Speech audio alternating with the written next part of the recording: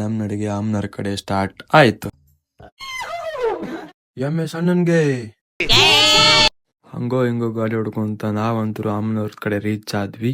ಬದಾಮಿ ಅಂದ್ಕೂಳೆ ನೆನಪಾಗದೆ ಬನಶಂಕರಮ್ಮನವ್ರ ದೇವಸ್ಥಾನ.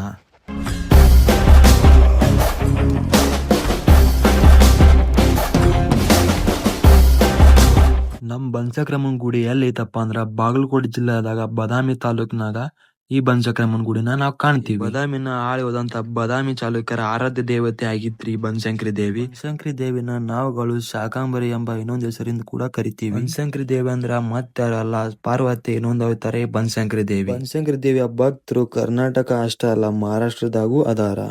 ಅಲ್ಲಿಂದನೂ ಇವ್ರ ಭಕ್ತರು ಜಾತ್ರೆ ಮಾಡೋದಕ್ ಬರ್ತಾರ. ಈ ದೇವಿ ಬಾಳ ಪವಾಡಯುಕ್ತ ದೇವರೈತೆ ಅಂತ ಹೇಳ್ತಾ ನಾನ್ ಒಳಗಡೆ ದರ್ಶನಕ್ಕಾಗಿ ಹೊರಟೆ.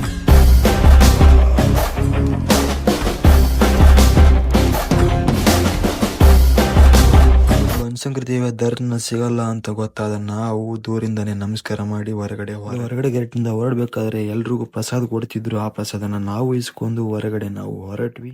ಹೊರಗಡೆ ಬಂದಂತ ನಾವು ಮಾಕುಡದಲ್ಲಿರುವಂತ ನನ್ನ ಫ್ರೆಂಡ್ಸ್ ಮೀನ್ಸ್ ಮಕ್ಕಳನ್ನ ಮೀಟ್ ಮಾಡಕ್ಕೆ ಹೊರಟಿದ್ದೀವಿ.